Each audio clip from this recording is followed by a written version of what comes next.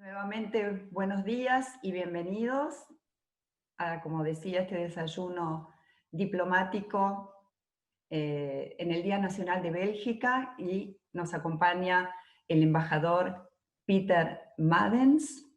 Bienvenido, embajador.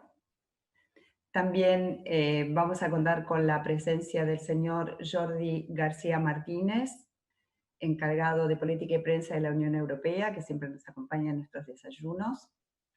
Y hoy también con el señor Matthias Schweiger, que es el presidente del Club Europeo y también presidente del Club Alemán. Así que bueno, bienvenidos a todos. Saludamos a los belgas en su Día Nacional, que justo coincide nuestro desayuno con el Día Nacional de Bélgica.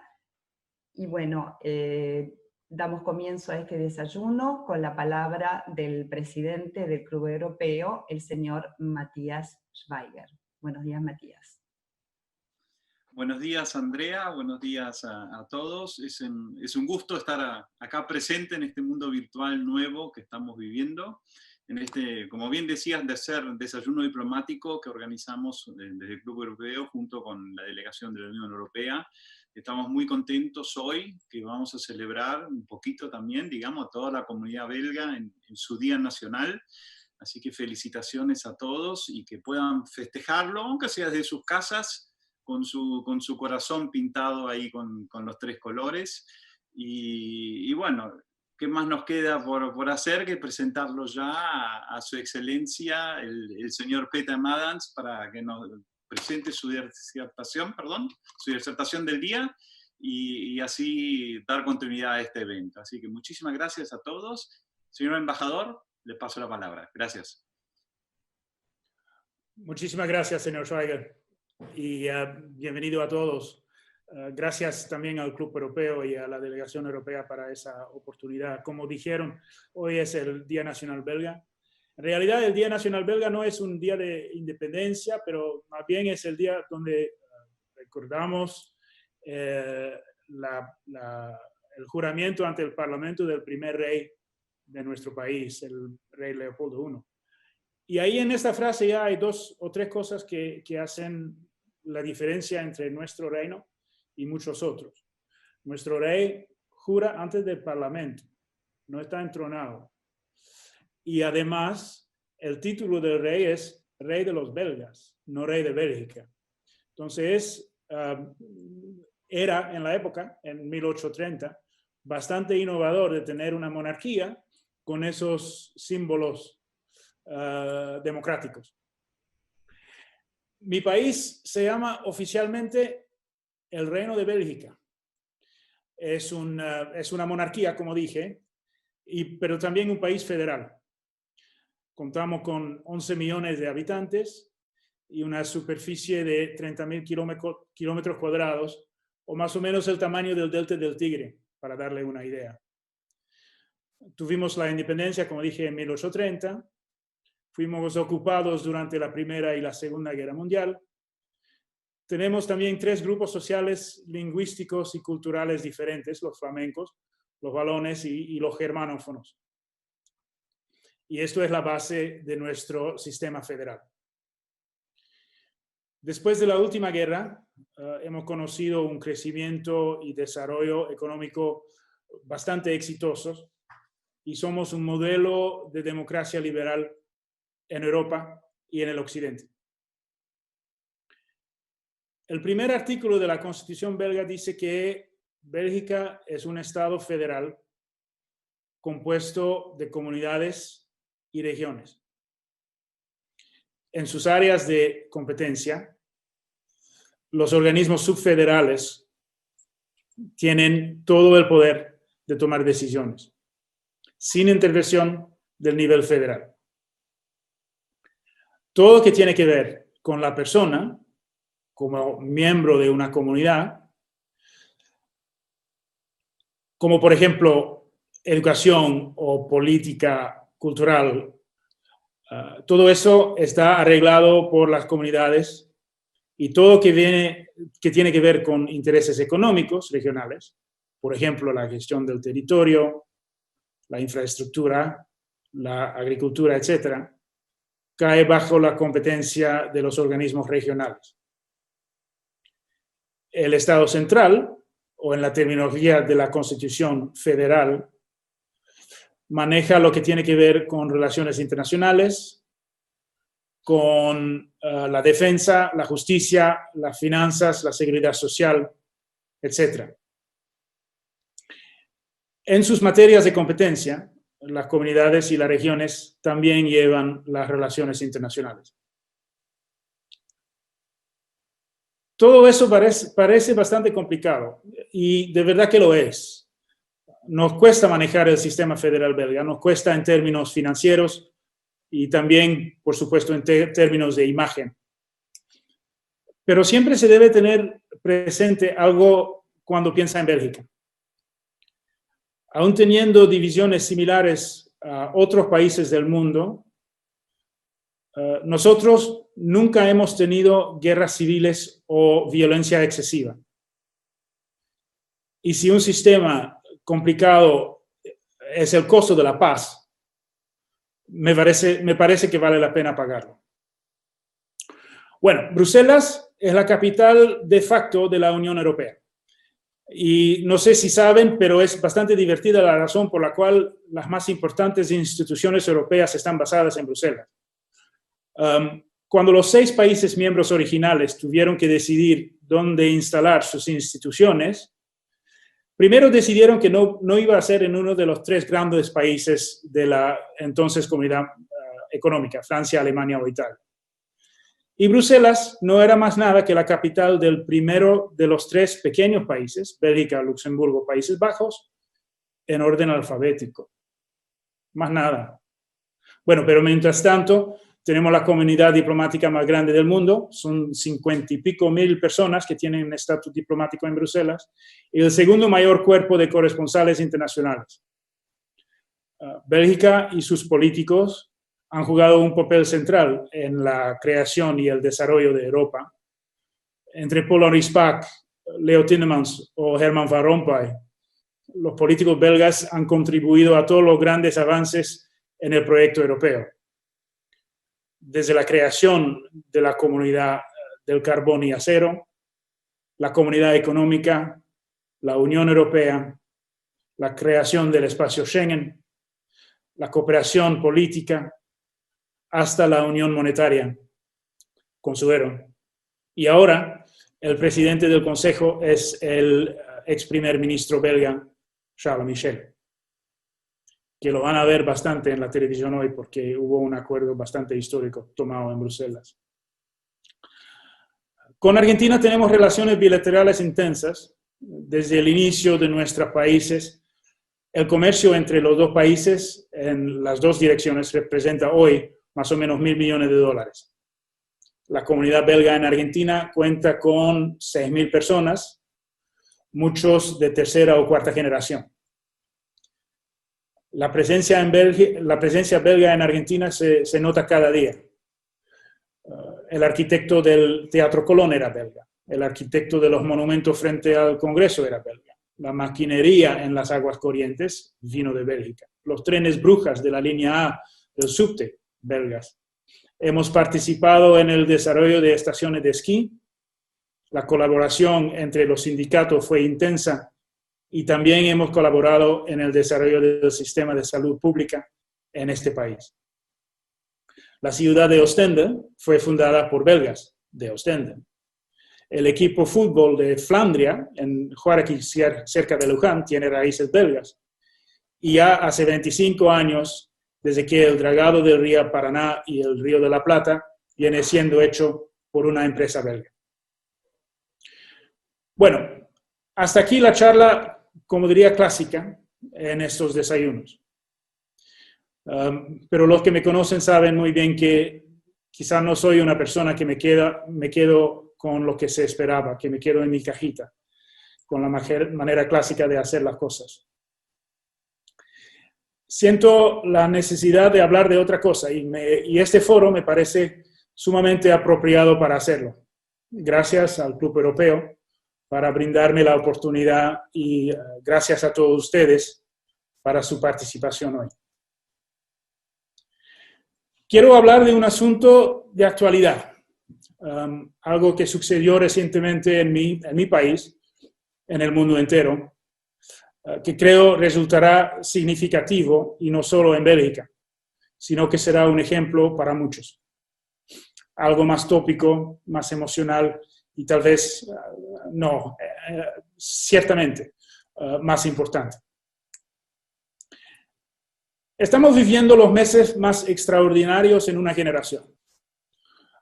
Nosotros, los baby boomers, hemos sido los más afortunados, los más ricos, pero quizás también la generación la más egoísta en la historia de la humanidad. Mi abuelo nació en el 1900 y tuvo que contribuir a la reconstrucción de Bélgica 2 veces antes de sus 45 años. Mi padre conoció la guerra cuando era niño, pero él y su generación construyeron las organizaciones y sistemas para garantizar la paz y compartir la riqueza entre todos. Y nuestra generación, bueno, nosotros votamos a populistas, negamos a ser resistentes y sostenibles los sistemas que nuestros padres construyeron. Sin embargo, somos nosotros, la generación que ha tenido que manejar, sobrevivir, enfrentar una pandemia mundial. Usamos cinturones de seguridad en nuestros automóviles, pero el distanciamiento social o el uso de tapaboca se convierte en un problema de libertad personal, en lugar de responsabilidad social. Y la cuarentena es una carga, más que una medida de seguridad y protección. Las generaciones anteriores a nosotros pasaron semanas en sótanos con bombas cayendo sobre sus casas. Nosotros tenemos comida, tenemos calefacción, tenemos luz, tenemos internet. Bueno, la reacción sobre todo de todo eso ha sido bastante emocional. Es un desafío, claro que sí. Pero fue en ese mundo, el 25 de mayo, en Minneapolis, en los Estados Unidos, que un tipo que se llamó George Floyd fue arrestado y murió. Una cuestión fundamental volvió a surgir. Un movimiento moderno, Black Lives Matter, volvió con toda su fuerza. Es bastante interesante notar que se había publicado un artículo en la edición del 23 de mayo de The Economist, que tenía preguntas sobre el futuro del movimiento, que no fue bien administrado, que no tenía plan, que no tenía futuro. Pero la muerte de George Floyd hizo que todo el debate volviera, en sus diferentes formas, en diferentes países. En los Estados Unidos se trata de racismo sistémico. En Bélgica también. Pero gran parte del debate en Bélgica se concentra en nuestro pasado colonial, en el rey Leopoldo II y en nuestras relaciones con la República Democrática del Congo. El debate sobre la realidad histórica nunca termina. En este sentido, debe entenderse la conmoción sobre las referencias a la historia colonial en el espacio público, como nombres de calles, esculturas y monumentos. En el Reino Unido, en los Estados Unidos, pero y en Bélgica, los monumentos fueron desfigurados y derribados. Es perfectamente legítimo, incluso necesario, es deseable que se aborde críticamente el proyecto histórico colonial. Un nuevo paso en esa dirección es el acuerdo político que tuvimos en Bélgica a mediados de junio para establecer una comisión parlamentaria de investigación que examinará el pasado colonial de Bélgica.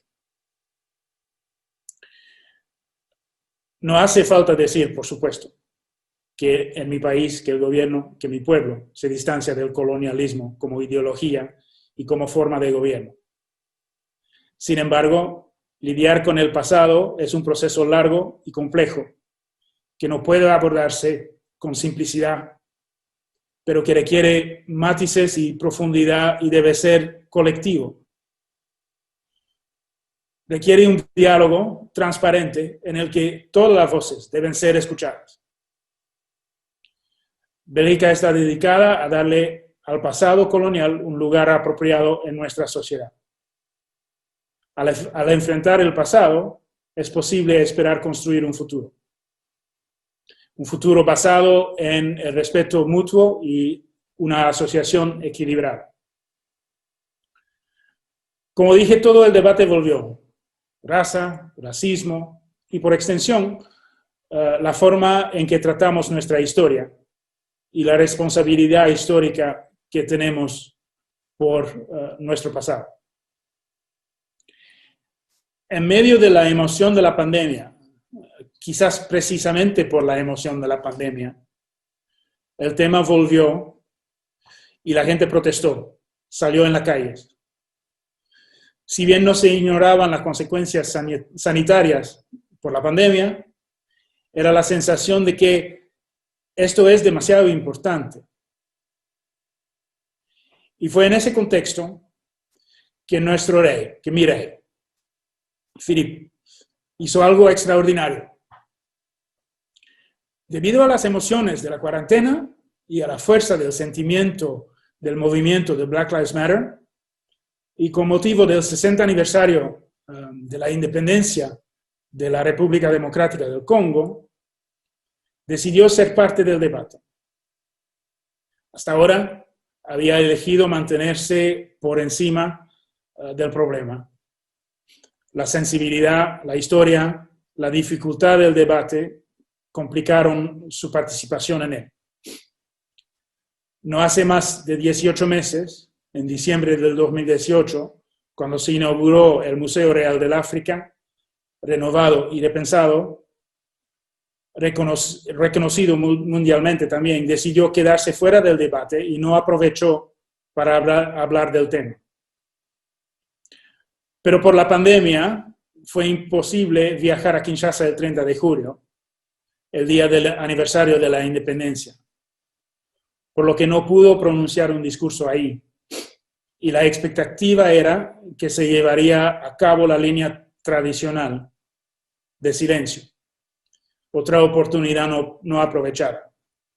Pero sabe, uno de sus rasgos más impactantes del rey es su sensibilidad por lo que se está desarrollando en nuestra sociedad. En lugar de viajar o permanecer en silencio, el rey Felipe eligió escribir una carta al presidente Tshisekedi. Permítame citar algunas líneas, y cito: para fortalecer nuestros lazos y profundizar la amistad entre nuestros países, necesitamos poder hablar abiertamente y serenamente sobre nuestra larga historia. Esa historia compartida consta de logros comunes, pero también de episodios dolorosos.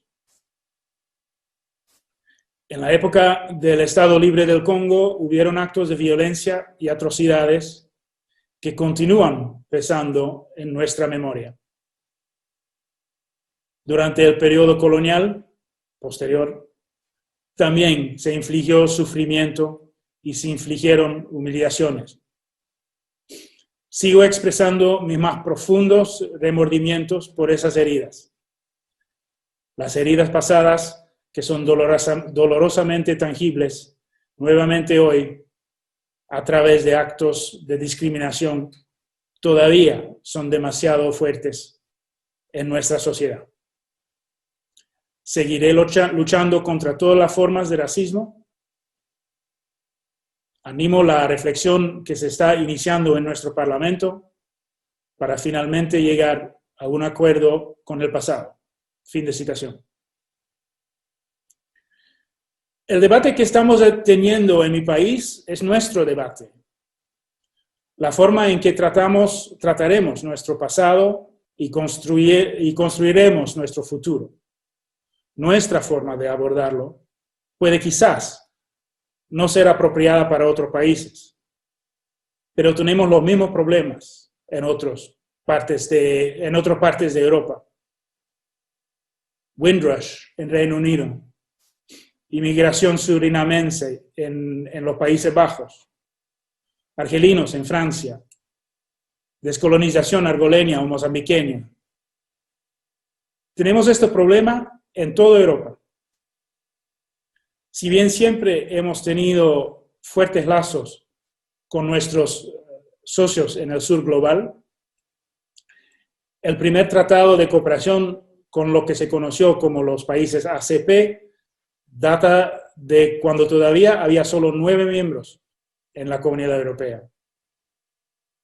Las asociaciones han crecido y profundizado desde entonces, incluso con América Latina, sobre todo después de unirse a España y Portugal. Los largos lazos colectivos y la historia aún forma parte para nuestra cooperación. Pero todos tenemos un largo camino por recorrer. Mis hijos tenían un amigo, ya murió, pero se llamaba Gil, y hablaba flamenco con un acento perfecto de Lovaina. Ahí creció. Y siempre que tenía una cita para visitar una casa en alquiler, su primera conversación era por teléfono. Pero cuando aparecía en la casa o divulgaba su apellido, Ilumbe, la casa milagrosamente ya había sido alquilada. Con demasiada frecuencia sucede lo mismo con las solicitudes de empleo. Ese tipo de cosas tiene que terminar. Pero por otro lado, mi propia tía y tío fueron al Congo en los años 50 para trabajar y ganarse la vida. Sus intenciones sinceramente buenas deben ser reconocidas, pero también el hecho de que perpetuaron el sistema. Se necesita reconciliación y es necesario un proceso como el que Mireille y el Parlamento de mi país han emprendido, y no solo en Bélgica. Sé que el rey Philippe espera profundamente que su iniciativa pueda cumplir su propósito para nosotros, pero también para otros. Y foros y ocasiones como esta son exactamente donde necesitamos pensar y hablar sobre ello. Nuevamente, gracias al Club Europeo por esta oportunidad y gracias a todos por participar. Si mi pequeña desviación de la norma en estas ocasiones no fue aceptable o no fue tan agradable, me disculpo. Y quizás era un tema bastante pesado para un desayuno. Sería un poco más fácil hablar de eso en otro momento del día, pero eso fue la oportunidad que me brindaron. Muchas gracias al club, muchas gracias, señor presidente, y a Andrea, y estoy a la espera de sus preguntas cuando habrá terminado Shirley. Gracias.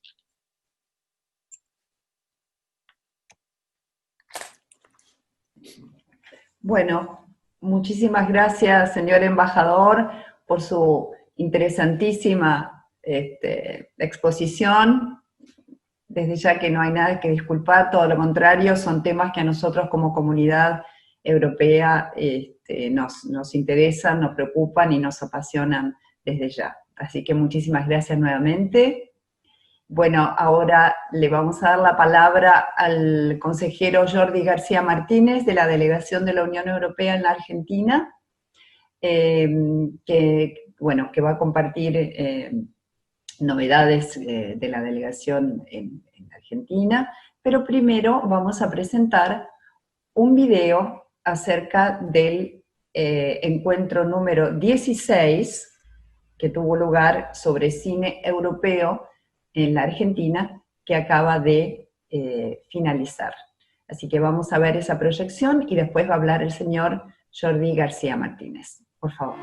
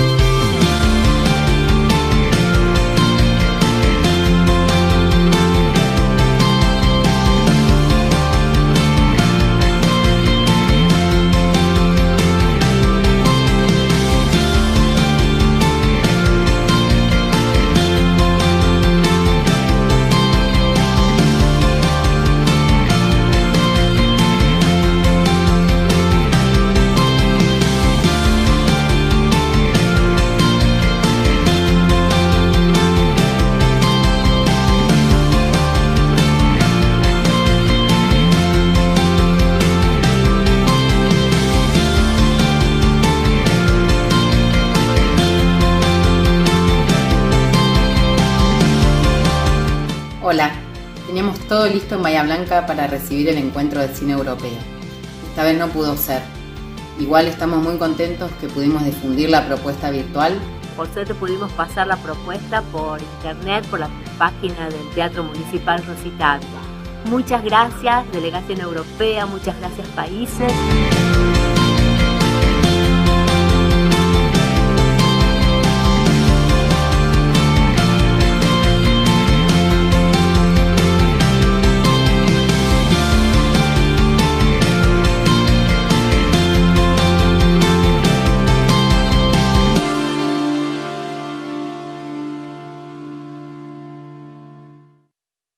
Hola, buen día a todos. Un gusto estar aquí con ustedes hoy.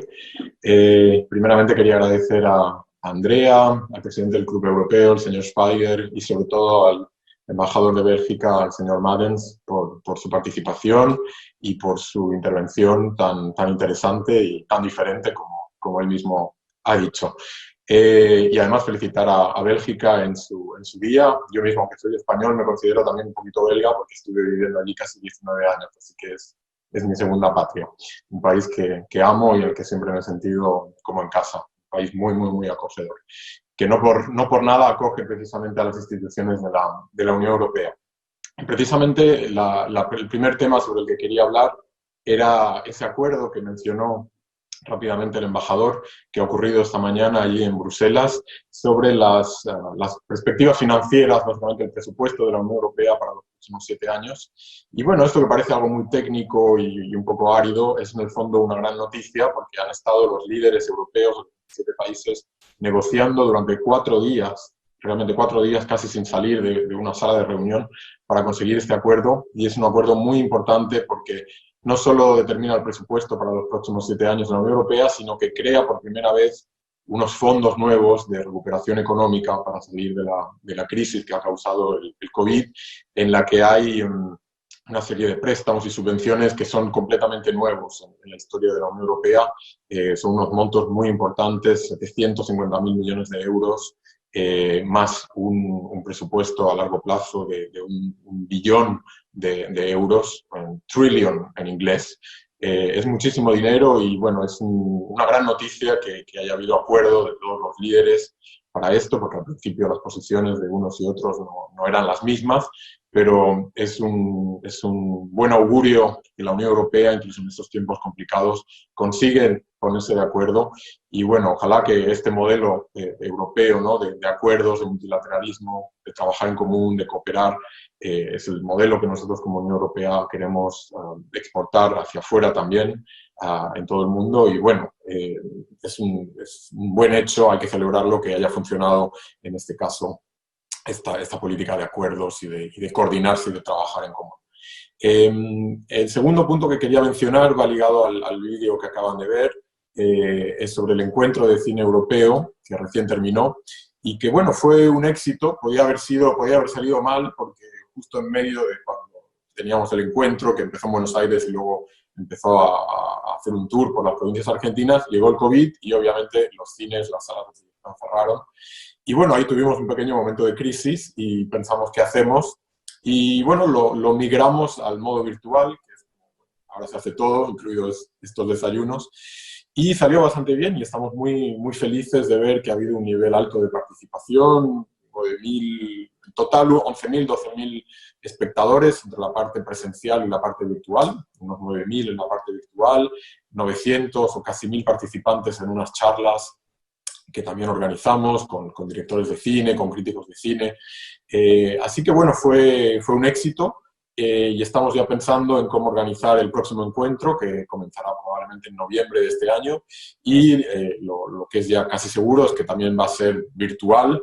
Y bueno, si las circunstancias lo permiten, tal vez habrá presencial, ¿no? O en salas de cine, pero lo que es seguro es que vamos a empezar en noviembre con un encuentro de cine virtual que permite a incluso más gente que antes participar en estos encuentros, en este festival de cine que bueno, ya terminamos la 16ª edición, o sea que ya tiene una historia aquí en el país, en la Argentina. Y bueno, como 2 noticias adicionales, y ya las últimas que quiero dar para luego dejar tiempo a las preguntas, que seguro que habrá muchas al embajador. Quería mencionar 2 proyectos que tenemos actualmente aquí en la Argentina, que promueve la Unión Europea, para ayudar a la Argentina en estos momentos de crisis. Todos tenemos que ayudarnos y cooperar. Y una manera de hacerlo es a través del intercambio de buenas prácticas, de experiencias. Y esto lo estamos haciendo en el área de las políticas sociales, con un programa que se llama Eurosocial, que no solo lo tenemos con Argentina, lo tenemos con todos los países de América Latina, pero que aquí en Argentina la semana pasada tuvo un hito, un momento importante, dado que hubo una reunión virtual también, entre miembros de los varios ministerios argentinos y de la Unión Europea y de los consultores que trabajan con nosotros para ver en qué políticas sociales la Unión Europea podía apoyar a la Argentina. Y de ahí salieron como decisiones que se iba a apoyar a la Argentina en la creación de un Consejo Económico y Social, que es un plan de este gobierno. Se va a ayudar también en políticas de género, cosa que ya se está haciendo, pero ahora con un hincapié especial en las políticas de cuidados y de integrar las cuestiones de género en estas políticas de cuidados. Y el tercer punto era, muy importante, el plan Argentina contra el hambre. Como sabemos, aquí hay desgraciadamente personas que no consiguen comer correctamente. Así que, bueno, hay toda una serie de políticas que se están poniendo en marcha y la Unión Europea va a apoyar también al gobierno para este tipo de políticas. Y luego, en un campo completamente diferente, que es el migratorio, también hay un nuevo proyecto de la Unión Europea que se llama Eurofront, Front de Fronteras, en el que se está ayudando a países de la región de Sudamérica a tener una gestión integrada de fronteras. ¿Cómo lo tenemos en la Unión Europea? Que básicamente, como saben, dentro de la Unión Europea no hay fronteras, las fronteras son exteriores, pero entre los diferentes países las fronteras se han básicamente eliminado. Y bueno, la idea es que los países de la región sudamericana también puedan coordinarse en la gestión de las fronteras. Y ahí, dado que hoy en día muchas de estas fronteras están cerradas por el COVID, se pensó que era necesario ayudar a garantizar un buen nivel sanitario y de seguridad en estas fronteras. Así que ha habido una donación de la Unión Europea de material sanitario, higiénico, para que precisamente el personal que trabaja en las fronteras, los guardias, etcétera, tengan todo el material sanitario que les permita hacer su trabajo en buenas condiciones. También unas carpas para poder hacer la identificación de las personas, etcétera. Así que esto hace unas semanas hubo una entrega de material, nuestra embajadora estuvo con el director nacional de Migraciones y con la representante de la Organización Internacional de Migraciones, y este material ya está en los puntos fronterizos, en la triple frontera, con Paraguay y con Brasil, y en un punto fronterizo arriba en la provincia de Salta o de Jujuy con Bolivia.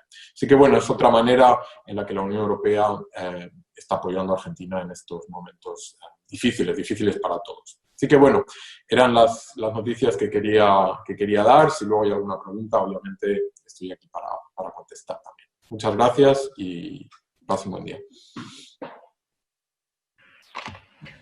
Bueno, muchísimas gracias, Jordi, por tus comentarios. Siempre muy interesante conocer el día a día de lo que va pasando en la Unión Europea y nos afecta a todos. Y bueno, si me permiten voy a abrir yo con una pregunta para el señor embajador, abriendo este momento para formular preguntas. Bueno, por todo lo dicho y justamente lo que acaba de mencionar Jordi también en cuanto a la Unión Europea y su día a día, si usted piensa que básicamente los países de Europa, pero la Unión Europea en sí está como de alguna manera compensando un poco ese pasado complicado, digamos colonialista, digamos violento, con esta vocación tan fuerte que tiene por la defensa de la democracia y los derechos humanos en general. Eso podría ser un discurso en sí, ¿eh? Pero creo que la respuesta, la más corta, podría ser algo como: de todo modo es la idea y la intención. no sé si compensar es la buena palabra, es más bien hacerse un futuro con miras al pasado, con lo que ha pasado y en diálogo con los partenarios en el sur, con los cuales tenemos esa historia complicada, mala en muchos sentidos. Uh-huh. Y siempre en diálogo con ellos.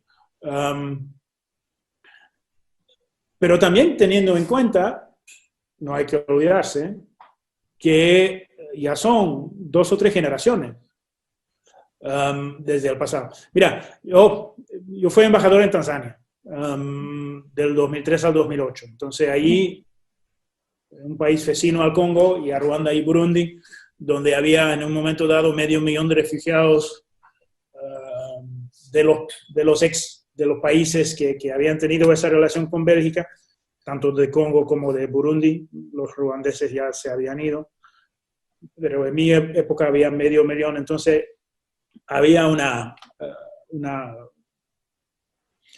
nos mirábamos, digamos, los belgas miraban a Tanzania y Tanzania miraba a Bélgica y no siempre nos mirábamos con una actitud constructiva. A veces nos mirábamos con una actitud mirando al pasado y con mala onda. Y tuve una conversación con el entonces canciller, que luego fue presidente de la República. Y en la conversación, no sé, sí lo sé, pero no importa, porque llegué a decirle, mira, señor presidente, disculpe, pero yo nací después del 30 de junio de 1960. En mi discurso había hablado del 30 de junio de 60, que era el día de la independencia del Congo. Uh-huh. Cuando yo le dije, yo nací después del 30 de junio 60, lo vi en sus ojos, que se dio cuenta que llegó una otra generación al poder en los países europeos. Llegó una generación por la cual el periodo colonial es historia. No lo han vivido, no han tenido responsabilidad personal. No es decir que no tenemos responsabilidad societal. No. Pero no es lo mismo que de tener la responsabilidad personal. Claro. Y además, de su lado a ellos, también ahora hay presidentes que nacieron después de la independencia. Uhuru Kenyatta en Kenia, por ejemplo, que además es un amigo mío porque estuvimos en colegio juntos siendo a los 18 años. Mi hermana era su novia. Pero bueno, vivíamos en Kenia en esa época, entonces lo conocimos muy bien. Pero el tipo se llama Uhuru, que es la palabra en Swahili para libertad. Y su papá, Jomo Kenyatta, uno de los grandes de la época de la independencia en África, junto con Karume, con Nyerere, con Sédar Senghor y todo. Kenyatta era en la medio docena de líderes africanos de la independencia. Pero dio el nombre de Uhuru a su hijo porque nació en el año en que había liberado los ingleses a Kenia. Nació en el 63. Por eso tiene el nombre de Uhuru. Entonces quiere decir que nació después de la independencia y él es presidente de Kenia ahora. Entonces, solamente para decir que por supuesto que hay una responsabilidad histórica. Siempre hay una responsabilidad histórica. Para todo tenemos una responsabilidad histórica.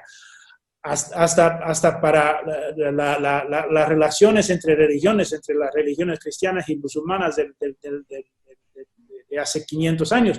Todavía hay una responsabilidad, sí. Pero es diferente que con la responsabilidad personal que hubo en generaciones antes. Bien. Bueno, muchísimas gracias. Desde ya le digo que estoy recibiendo un montón de felicitaciones que son para usted desde ya y en extensión para la Unión Europea y para nosotros que organizamos por el tipo de tema que se aborda, así que le agradecemos nuevamente. Voy a empezar con la primera pregunta, es para el embajador Madens, a propósito de su alusión a las críticas desde algunos sectores a las cuarentenas como estrategias sanitarias. ¿Cómo evalúa que este debate ocurra tanto aquí en la Argentina como en lugares de Europa bajo el mismo argumento de la presunta limitación de la libertad? No lo entiendo. Sí. Entiendo la pregunta. No, entiendo bien la pregunta. No entiende la reacción, perdón. No entiendo la reacción. No entiendo por nada la reacción. Yo tampoco. Hay fotos y memes en internet que muestran muy bien a qué sirve, por ejemplo, la tapaboca, a qué sirve el distanciamiento social. Mira, ese virus tiene... Mira, la humanidad ha aprendido a vivir con virus desde siempre. Tenemos todo tipo de virus con la cual la humanidad vive. El problema con COVID-19 es que es un virus contra la cual todavía no sabemos protegernos. Todavía. Va a venir. Vamos a lograr la vacuna, vamos a lograr la cura, pero por ahora no lo tenemos. Entonces, entre ahora y el momento donde tendremos la protección contra ese virus, tenemos que utilizar otras medidas para hacerlo. Y que eso sea, es fundamentalmente ridículo que sea un debate de libertad. Disculpen, no puedo decir nada más. No se trata de... La libertad se para donde empieza la libertad de otro. Y si con la tapaboca usted proteja al otro, es una obligación humana, no más ni menos. Y listo. Se termina el debate ahí. No hay debate de libertad sobre eso. Simplemente no hay. Perdón, pero por eso que digo, no entiendo la pregunta. No entiendo el razonamiento que está detrás de uno que dice, yo no voy a poner mi tapaboca porque es mi libertad. No, disculpe, no. Gracias, disculpe, pero bueno. Estoy de acuerdo con usted, gracias. Otra pregunta para el embajador, ¿cómo ha afectado, siempre con la pandemia, este es el tema candente, cómo ha afectado la pandemia a su país y cuáles han sido las medidas más importantes que ha tomado para enfrentarla? Bueno, como todos, hemos tenido un lockdown durante mucho tiempo, nos ha afectado bastante, era uno de los países más impactados en Europa. Las cifras no las tengo acá, pero se la puedo mandar si quiere. Uno de los problemas que hemos tenido en el inicio es que, bueno, habían dos elementos o dos cosas específicas. Es en mi país, creo, que nos hemos dado cuenta, uno de los primeros, del impacto que tenía ese COVID en geriátricos. Sé que todos se han dado cuenta que en geriátricos había un problema, pero creo que es en mi país que fuimos uno de los primeros para hacer de ese problema o de ese aspecto del problema algo de importante.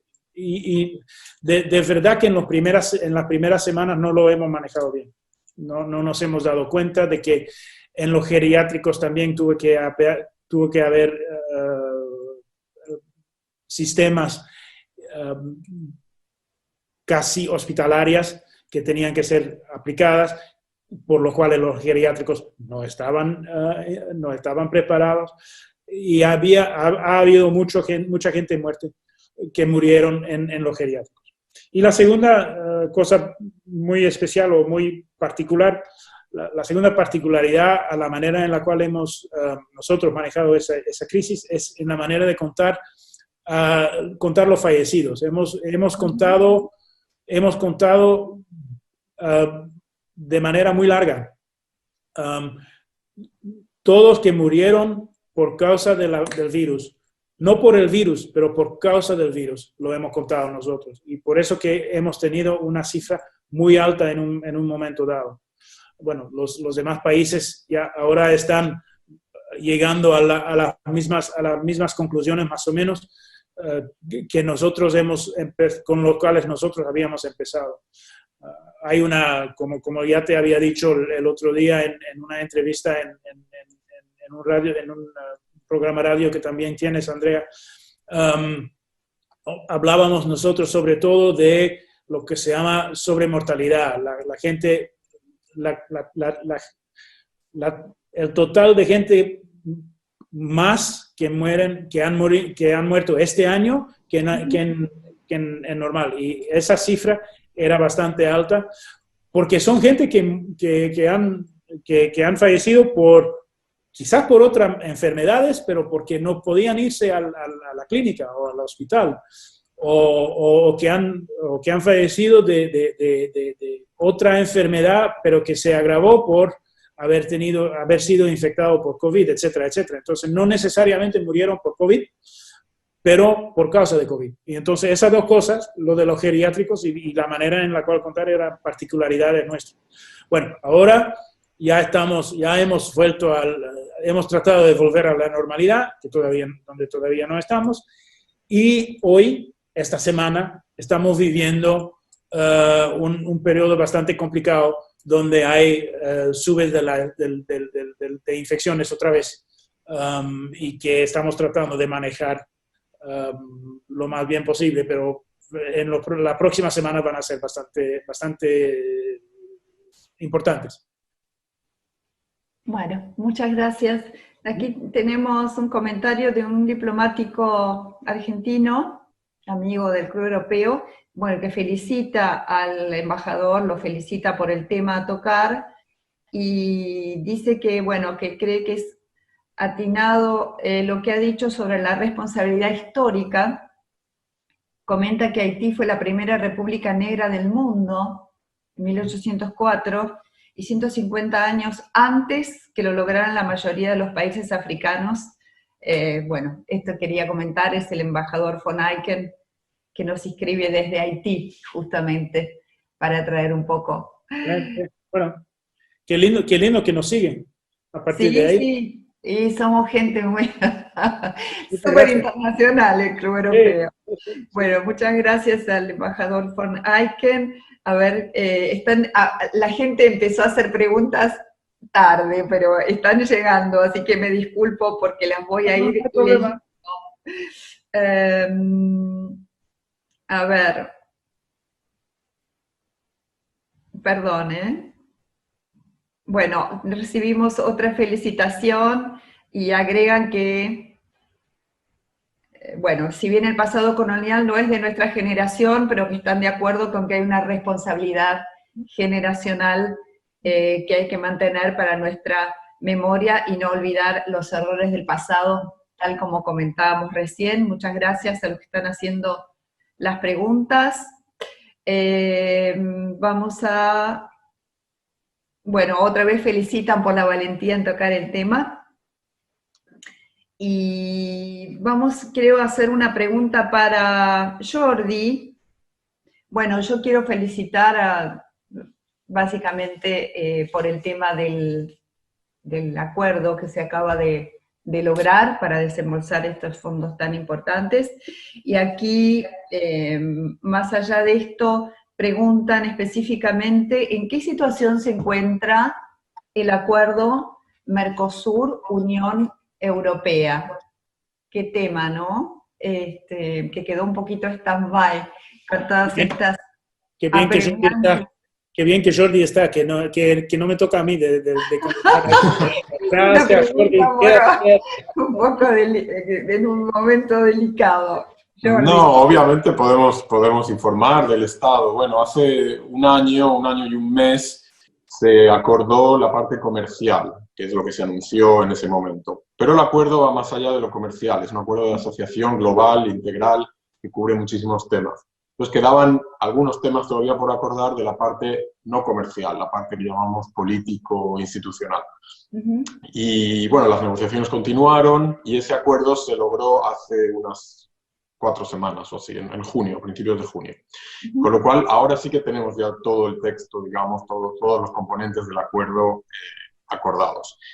Al mismo tiempo se estaba haciendo una revisión jurídica, una traducción, porque el acuerdo tiene que ser traducido a todos los idiomas de la Unión Europea, que son 21, 22 me parece. Y eso toma mucho tiempo, es un acuerdo muy largo, muy detallado. Estamos en ese momento ahora, ¿no? En finalización de las traducciones, de la revisión jurídica. Y bueno, cuando eso se termine, que se piensa que podría ser antes del final de este año, en ese momento la Unión Europea, la Comisión Europea le somete a todos los Estados miembros, a los 27 Estados miembros, en el Consejo, la decisión de firmar el acuerdo. Y luego, si hay un acuerdo ahí con los Estados miembros, va al Parlamento Europeo, que también lo tiene que aprobar. Y también, obviamente, va a los parlamentos de los 4 países del Mercosur. Y ahí veremos qué ocurre, porque sabemos que tanto en los países, en particular en Argentina, es donde hemos visto que tal vez hay más voces que critican algunos elementos del acuerdo, pero también hemos visto que en la Unión Europea hay algunos parlamentos nacionales que ya se han pronunciado como que no están conformes con todos los elementos del acuerdo. Así que vamos a tener un momento muy interesante de debate y bueno, nosotros como delegación vamos a intentar explicar el acuerdo, aunque aquí obviamente en Argentina corresponde a las autoridades argentinas explicarlo, a la población argentina. Nosotros en la Unión Europea, la Comisión Europea es la que obviamente lo explica en Europa, pero bueno, nosotros siempre estamos dispuestos y lo hicimos el año pasado, estuvimos en muchas charlas, en muchas conferencias para explicar el acuerdo y seguramente en los próximos meses vamos a seguir haciéndolo para explicar esto. Y nosotros lo más importante que siempre queremos dar mucha relevancia es esto, que no es solo un acuerdo comercial. El acuerdo comercial es muy importante y creemos que puede ayudar al desarrollo económico de las 2 regiones en este momento, que tanto lo necesitan por la crisis de COVID, pero que va mucho más allá, que es una asociación de valores, del multilateralismo, de la democracia, de los derechos humanos, y que todo esto es muy importante también, que no solo es vender carne o vender máquinas o vender autos, sino mucho más. Así que bueno, pero estamos en un momento interesante y creo que hacia final de año el debate va a aumentar y va a ser un momento muy interesante. Gracias. Seguro. También consultan, Jordi, acerca de en qué líneas más o menos están los programas o proyectos de cooperación en este momento que hay con la Argentina. Sabemos que hay muchos proyectos de cooperación y vigentes, más o menos sobre qué líneas, porque sería muy largo si no comentar, sobre qué líneas se basan esos proyectos de cooperación. Sí, hay muchísimos proyectos, creo que hicimos una cuenta hace poco y había unos 50 y algo, desde muy chiquitos a más grandes, desde locales a proyectos regionales también con otros países de la región. Pero para resumir, y obviamente no ir al detalle, los pilares, los 3 o 4 pilares más importantes de nuestra cooperación son todo lo que tiene que ver con el medio ambiente, la eficiencia energética, el cuidado del medio ambiente, el Acuerdo de París sobre el cambio climático. Ahí tenemos muchos proyectos. Todo el tema de género y derechos de las mujeres, lucha contra los femicidios, la violencia, igualdad salarial en las empresas, para las mujeres. Todo este tema es un gran pilar también de nuestra cooperación. Luego de las políticas sociales, como mencioné, este gran programa que se llama Eurosocial, que tiene dentro subprogramas, proyectos específicos para ayudar en políticas sociales. Y luego está todo el tema de seguridad, migración, lucha contra el narcotráfico, lucha contra la criminalidad organizada. Hay una serie de proyectos también ahí, ayuda a la acogida de refugiados en Argentina, ayuda a los migrantes venezolanos, que sabemos que hay muchos también, hay 200.000. Así que bueno, es otro pilar. Así que seguro que me olvido de algún proyecto, pero está encaminado se puede reagrupar casi todo lo que hacemos en esos pilares. Gracias. Muchísimas gracias. Sí, que siempre mucho y es muy... Perdón, y me olvidaba, porque es muy importante también, y es toda la ayuda a la sociedad civil, a las ONGs, a proyectos de derechos humanos, y como saben hay unas convocatorias que recién llegó el plazo para presentar proyectos, estamos en el proceso de evaluar todas estas muchísimas proyectos que han llegado, pero bueno, es también un elemento importante, ¿no? El de ayuda a la sociedad civil con proyectos específicos en estos temas que son tan importantes. Bien, bueno, muchísimas gracias, Jordi. Bueno, una última, más que preguntas, la gente hace exposiciones muy interesantes, pero bueno, aquí tenemos al señor Gonzalo Verdomar Weiss, que es un amigo mío, compañero de la facultad, embajador de la Fundación Pontificia Gravissimus Educationis y miembro consultivo del CARI. Voy a tratar de resumir. Y dice, para el señor embajador, bueno, en los desafíos que se nos presentan en la nueva, por decirlo, nueva realidad, nuevo orden mundial, probablemente que se está perfilando un poco el tema de la relación entre Estados Unidos y China y lo que Asia podría llegar a pesar en todas estas relaciones. Pregunta, ¿cómo ve usted el rol de Europa y de Bélgica en este momento histórico y el aporte a este debate permanente y siempre fundacional sobre los valores humanos? Que es un poco lo que habíamos conversado hace un rato, ¿no? Sí, absolutamente. Bueno, eso es la pregunta, ¿no? Es la pregunta que tenemos que confrontar en los próximos tiempos. Empezando con meses, me imagino que las elecciones en los Estados Unidos van a ser sumamente importantes para saber en cuál dirección va a ir esa evaluación. Lo que pasó anoche en Bruselas también es sumamente importante porque quizás ahora que ya no estamos hablando de plata, podemos hablar de cosas estructurales e institucionales. Yo personalmente, pero bueno, y no sé si Jordi va a ser muy de acuerdo con lo que voy a decir. Yo personalmente lamento que la Unión Europea, desde 30 años, más o menos desde que yo empecé mi carrera, ha pasado mucho tiempo a mirar adentro. Empezó con el Acte Unique, con Maastricht, con Lisboa. Sí, me acuerdo en el 2008, cuando hubo la gran crisis financiera que empezó en Estados Unidos, la primera reacción de los líderes europeos fue: si dependemos de los rating agencies, quizás tenemos que construir nuestra propia agencia. La reacción ante la crisis del 2008 fue de crear otra institución europea. Pasamos demasiado tiempo mirando adentro y sin mirar al papel que debemos jugar afuera, justamente porque tenemos una base sociológica, filosófica, política, de libertad, de liberalismo, de democracia, de derechos humanos, tan exitoso que la podemos vender afuera. La podemos vender afuera. No tenemos que ser, el mundo no tiene que ser una colección de países autocráticos o iliberales. Puede ser un mundo de países liberales. Tenemos una buena historia que contar, pero para poder contar esa historia tenemos que tomarnos el lugar que tenemos en la pantalla mundial y parar de mirar adentro y de solamente hacer, como se dice en francés, l'ombrilismo.